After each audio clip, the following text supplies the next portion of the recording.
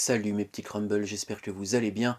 Merci d'avoir cliqué sur cette vidéo dans laquelle nous allons traiter, comme vous l'avez vu dans l'introduction, d'une sale affaire pas propre. Il n'y a pas si longtemps, à la fin du mois de mai, nous fêtions les mères, les mamans, les mamounettes, les daronnes, les vieilles. Nous les remercions de toujours être là pour nous. Et pour celles qui malheureusement ne sont plus là, nous les remercions de l'avoir toujours été. Et dans cette vidéo, j'aimerais vous parler d'une mère. Non, pas de la mienne, je ne tiens pas à avoir de problème et à être privé de l'absence d'héritage. Non, je vais vous parler d'une mère beaucoup moins exemplaire, une mère dangereuse, une mère meurtrière. Et cette mère s'appelle Beverly Sutphin.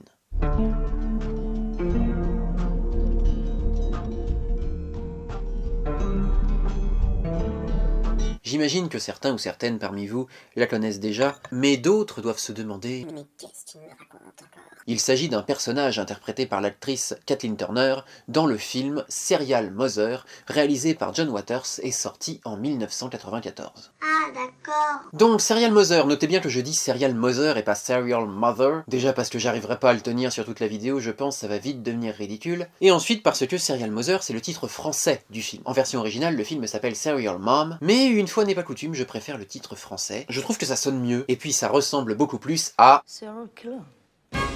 C'est un film que j'ai découvert assez tard dans ma vie. Je crois que j'étais encore à la fac, mais genre j'étais sur la fin de la fac, genre en M1 ou en M2. C'est une époque où je me penchais sur la filmographie de John Waters, et il n'y avait pas beaucoup de ces films qui étaient regardables. Enfin, quand je dis regardables, je veux dire trouvables en streaming. Il y avait surtout Pink Flamingos et Serial Mother. Je ne vois pas pourquoi je vous raconte tout cela, n'est-ce pas vous?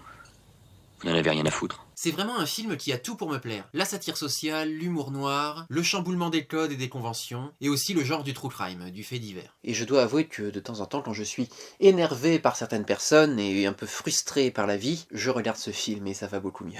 Mais bon, où sont mes bonnes manières? Je vous ai même pas raconté de quoi parlait ce film. Ça se passe aux États-Unis, à Baltimore, dans l'état du Maryland, chez la famille Sutphin, typique de la famille américaine, qui vit dans un petit quartier résidentiel bien tranquille. Le père Eugène est dentiste, la maman Beverly ne travaille pas, Chip le fils c'est l'ado un petit peu rebelle, et Misty c'est la fille un petit peu fleur bleue. Tout irait bien dans le meilleur des mondes pour eux, si la mère, Beverly, n'était pas une énorme psychopathe. En effet, quand sa famille a le dos tourné, Beverly harcèle une de ses voisines au téléphone, et se met à assassiner toute personne qui enfreint les règles du savoir-vivre, ou se montre irrespectueuse envers elle ou sa famille. Beverly est fascinée par les tueurs en série, et même elle est plus que fascinée, elle en vient à correspondre avec eux, elle a une photo dédicacée de Richard Speck qui était un tueur de masse, elle a des cassettes audio avec des messages de Ted Bundy, et bien sûr pendant un long moment personne ne se doute de rien, tellement Beverly est douce, charmante, polie.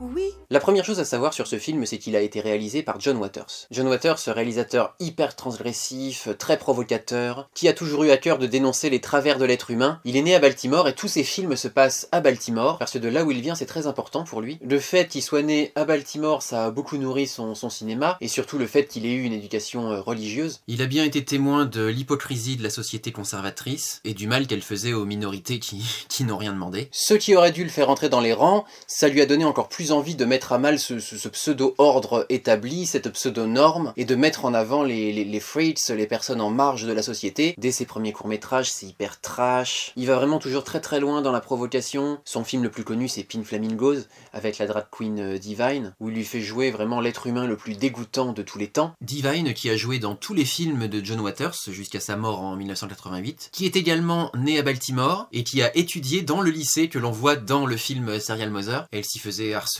frappé, le corps enseignant ne l'a jamais soutenu, et dans le film on a un peu une revanche par rapport à ça. Et il y a vraiment cette envie de montrer ce qu'on refuserait de montrer au cinéma en temps normal. Le côté gore, sexuel, scato même. De montrer tout type de perversion que chacun essaye tant bien que mal de cacher, et plus on les cache, plus elles deviennent violentes. Il joue beaucoup sur la question du genre aussi, parce qu'il fait toujours jouer à Divine des rôles de femmes, alors que ce n'était pas une femme trans, hein, c'était un homme. Bon, à partir des années 80, il a commencé à s'assagir un petit peu. Hairspray, Cry Baby, tout ça, c'est quand même plus grand public. Il a même été critiqué pour ça, mais en réponse à ça, il a dit que justement c'était son ultime provocation d'avoir réussi à faire produire ses films par un grand studio tout en conservant le Final Cut. Et Serial Mother, ça arrive encore après ça, où là vraiment, avant toute chose, on met en avant la question des tueurs en série, des tueurs de masse, comment c'est traité par la police, la justice, les médias, comment on peut créer une fascination pour un tueur en série, ou une tueuse en série en l'occurrence. Il faut savoir qu'au milieu des années 80, John Waters a enseigné à Patuxent, qui est une maison de correction pour criminels, où il a rencontré donc énormément de condamnés, et ça a participé à nourrir son intérêt pour ces sujets-là. Avant tout, c'est une satire du genre true crime, donc du film qui parle d'un vrai fait divers, une satire de ses codes et de ses dérives. On nous fait croire d'ailleurs que c'est une histoire vraie, et on voit régulièrement la date et l'heure comme si c'était un documentaire, quoi. Et ça nous confronte nous-mêmes à notre côté un petit peu malsain, un petit peu voyeur, parce qu'on est toujours du côté de Beverly. Déjà parce que le film ne montre que son point de vue à elle, hein, on est toujours dans sa tête, et puis il y a aussi le fait que ses victimes, et les victimes collatérales, c'est pas des très belles personnes. C'est des personnes toxiques, des personnes égoïstes, même on pourrait dire des personnes monstrueuses. Le couple de voisins, on les voit manger en gros plan, c'est dégueulasse. La dame du vidéoclub qui parle comme de la merde aux jeunes, là je sais plus comment elle s'appelle, on la voit vautrer devant sa télé, à se faire lécher les pieds par son chien. On peut pas les aimer ces personnages, on attend qu'une chose, c'est que Beverly les bute. Et Beverly, jamais elle est montrée comme monstrueuse, elle est toujours parfaitement coiffée, elle est toujours classe, toujours élégante. Finalement, c'est le pire personnage, mais c'est un personnage qui est jamais desservi. Et on se retrouve à rire pour des choses terribles. Enfin, quand elle harcèle sa pauvre voisine au téléphone, elle la fait passer pour une folle, mais jusqu'au bout. C'est hyper dur, mais la façon dont c'est mis en scène, forcément on rigole. Chaque meurtre est horrible, voire gore à certains moments, enfin un en particulier. Mais c'est toujours contrebalancé par un petit détail, une phrase que va dire Beverly. Il y a toujours quelque chose qui va apporter un peu de légèreté, un peu de rire à ça. Alors que c'est horrible, parce qu'il y a des gens qui se sont fait tuer pour rien. Et voilà, je vais pas vous spoiler, parce que le fait de découvrir les raisons qui la poussent à tuer, ça fait partie du film, ça fait partie de l'expérience du film, et ça fait partie du plaisir aussi qu'on a à suivre cette histoire. Donc je vais pas vous le révéler si vous avez pas vu le film, mais c'est vrai que tout est fait pour qu'on en rigole, quoi. Ça aurait pu être une histoire très sombre, très triste, mais il se trouve que c'est traité par le biais de la comédie. Et pour moi, c'est ça les meilleures comédies, c'est les comédies qui auraient pu être des tragédies. Mais il va y avoir un angle particulier qui fait que on va rire. Et par le rire, par la comédie, on peut dénoncer énormément de choses, on peut faire passer énormément de messages. Et c'est ce que fait très bien ce film. Il dénonce énormément de choses, il dénonce le racisme, le prof qui sac un élève clairement parce qu'il est noir, la grossophobie avec le petit ami de Misty, la fille de Beverly, qui lui demande de perdre du poids. Comme je disais, l'hypocrisie, l'absurdité de la société conservatrice. Ça parle de la pression aussi qui est mise sur les femmes, sur les mères de famille. Parce que Beverly, c'est une femme qui a pas vraiment de vie à elle, hein, qui vit pour son mari, pour ses enfants, et vraiment elle fait en sorte d'être la mère parfaite, l'épouse parfaite, une bonne citoyenne aussi, elle trie ses déchets, elle va à l'église bien sûr, et elle se retrouve avec un mari un peu mou, des enfants un petit peu ingrats, elle a pas vraiment de récompense pour toutes ses bonnes actions, et autour d'elle, elle voit que des incivilités, elle voit que des connards égoïstes, et que des gens mal polis, et donc elle se dit mais pourquoi il y aurait que moi qui ferais attention, quoi, voilà, il y a ça aussi quand même. Une histoire de tueur en série, il y a toujours une dimension sociopolitique, même quand c'est une grosse comédie, un gros délire comme Serial Mother. Parce que ce qui est intéressant dans ces histoires-là, c'est de voir comment un être humain bascule dans cette colère, dans cette folie meurtrière. C'est pas du jour au lendemain, souvent c'est ancré depuis l'enfance, et souvent ça montre un manque de considération de la part de l'entourage, une espèce de déni, une espèce de négligence, de dire oui mais non mais c'est pas grave, oui bah il est un petit peu bizarre, mais bon c'est pas grave, ça va s'arranger, et ben non ça s'arrange pas toujours, ça s'arrange pas forcément. Et les histoires de tueurs en série, les documentaires de tueurs en série, c'est pas juste du voyeurisme, juste de la provocation, il s'agit pas juste de vouloir faire peur à la population. Non. Il y avait eu une polémique là par rapport à la série Dahmer sur Netflix, comme quoi c'était dégueulasse pour les familles des victimes de faire une série là-dessus, d'idéaliser un peu le personnage comme ça, d'autant que les familles n'avaient pas du tout été contactées. Et ça, je peux le comprendre. Ça, je peux le comprendre, quand tu fais partie de la famille de la victime, t'as pas envie de voir le tueur comme ça, glamoriser, idéaliser. Mais j'estime que c'est quand même important de faire des séries là-dessus, d'en parler, parce que c'est pas que de la faute de l'entourage, il y a souvent aussi une négligence de la part de la police et de la justice. Il y a qu'à voir l'affaire Grégory, quoi. Muriel Boll qui arrive pour témoigner, le procureur qui dit bah non, écoute, on est vendredi, moi je vais en week-end, tu reviendras lundi. Évidemment, le lundi, elle a eu le temps qu'on lui mette la pression et de changer son témoignage. Et moi, quand j'ai vu ça, mais ça m'a rendu ouf, je me suis dit mais comment est-ce qu'on peut être aussi peu impliqué, aussi peu professionnel en fait. Et c'est des choses qu'on retrouve dans plein d'histoires de tueurs en série. Bah, par exemple, Cunanan, là, le mec qui a tué Versace, et plein d'autres personnes avant, hein. Faut pas l'oublier ça. Il y a une série d'ailleurs sur lui qui a été comme Dahmer créée par Ryan Murphy. Et dans cette série, on découvre en fait que la police a commencé à vraiment s'intéresser à l'affaire et à vraiment faire un lien entre tous les meurtres qu'à partir du moment où Cunanan a tué Lee Midlin, l'homme d'affaires Lee Midlin, qui était très connu, sa femme aussi était très connue, alors qu'avant c'était pas grave, c'était juste 2-3 homosexuels qui avaient été butés comme ça.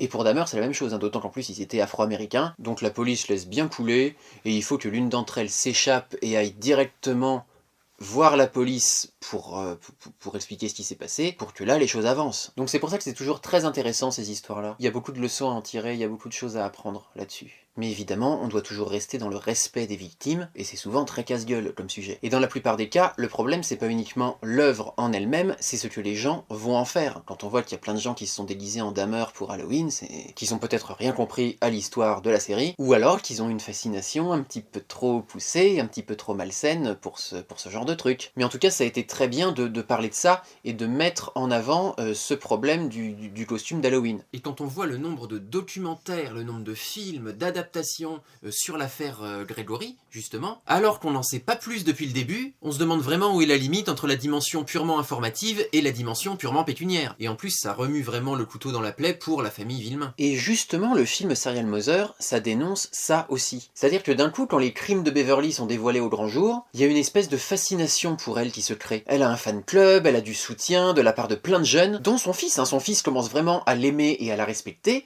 au moment où il découvre que c'est une meurtrière. Do you think I need a lawyer? You need an agent. I'm a Il crée un business autour de ça, il vend des t-shirts, il vend des photos. Le frère d'une des victimes, il vend son histoire à un studio de cinéma, et il y a un projet de film qui commence à être mis en place avec Suzanne Somers, qui vient au procès pour s'approprier le personnage. Suzanne Somers, on la connaît en France surtout pour son rôle de Carole Lambert Foster dans la série Notre Belle Famille, qui passait sur M6. Elle est toujours très sexy, avec un sourire jusque-là, très Barbie, très Hollywood en fait. Et le physique de Suzanne Somers n'a rien à voir avec le physique de Beverly Sutphin. C'est Kathleen Turner qui joue le rôle de Beverly, et pour moi Kathleen Turner, en plus d'être une super actrice, c'est une très belle femme. Et dans le film, elle est très belle, elle a ce regard, cette voix, cette classe naturelle en fait. Mais elle n'est pas tout à fait dans les canons de beauté classiques. Elle a la mâchoire carrée, elle a les épaules larges, elle en impose, elle a une vraie carrure, beaucoup plus que son mari d'ailleurs. Ça rend son personnage assez impressionnant, elle fait un petit peu peur, ça la rend crédible aussi. Et elle est absolument géniale dans ce rôle, et puis on sent qu'elle prend un vrai plaisir, qu'elle s'éclate quoi. Et puis le fait qu'elle soit toujours très douce, très élégante, un petit peu coincée en apparence, ça la rend encore plus drôle quand elle est prise de folie meurtrière ou qu'elle se met à insulter tout le monde. C'est un excellent choix d'actrice, c'est une super idée. Tout ça pour dire que oui, c'est dans la diégèse du film, son rôle est censé être joué par Suzanne Somers, qui est pas du tout comme ça physiquement. Et ça dénonce aussi quelque chose. Comment le cinéma va détourner la réalité, va embellir la réalité, et puis limite on est bien content qu'il y ait des gens qui se soient fait buter parce qu'au moins on peut faire un film quoi. Et Suzanne Somers, tu la vois, elle est ravie d'être là. Elle pense à la notoriété et à l'argent que ça va lui rapporter quoi. Et nous aussi, en tant que spectateurs et spectatrices, le film nous met face à nos petits travers, à notre voyeurisme, à notre attirance pour les mauvaises personnes, pour les choses sales, pour les personnes qui brisent les règles. Il y a un côté cathartique dans ce film. On voit un personnage aller au bout de ses pulsions, ça nous fait du bien, ça nous empêche d'aller au bout des nôtres. On est bien content que Beverly fasse notre sale boulot. Et les gens qui viennent témoigner au procès ont tous leurs propres failles, et Beverly les connaît, et elle va se faire un malin plaisir de les mettre en avant. Et le procès, c'est pas seulement son procès, c'est aussi le procès de tout le monde. Et on n'a pas envie que Beverly soit condamnée, on n'a pas envie qu'elle aille en prison, on a envie qu'elle s'en sorte et qu'elle continue à emmerder le monde. Et le jeu très premier degré, en toutes circonstances, et très à l'aise de Kathleen Turner,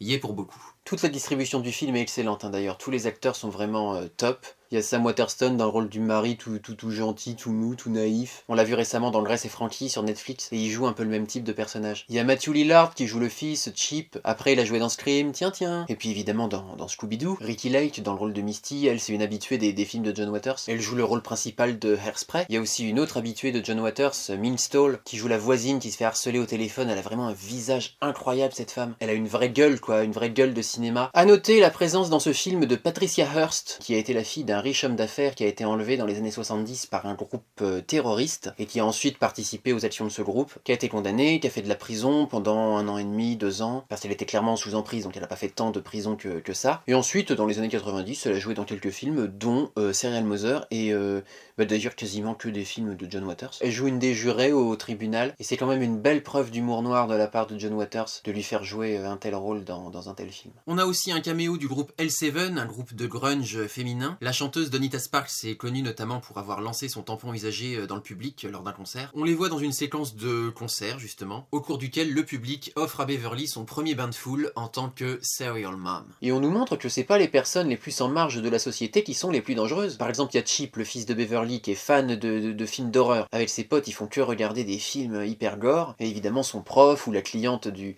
vidéoclub, parce qu'il travaille dans un vidéoclub, Chip. Ces gens-là, ils le traitent de déviant, de taré, de dangereux. Et si le film film sortait aujourd'hui, le fils il jouerait à des jeux vidéo. Parce que c'est facile de dire que des gens tuent parce qu'ils ont trop vu de films ou qu'ils jouent trop aux jeux vidéo, mais c'est pas ça la réalité. C'est pas parce que tu regardes des histoires de meurtriers ou des films d'horreur que tu vas forcément passer à l'acte et te mettre à tuer tout le monde.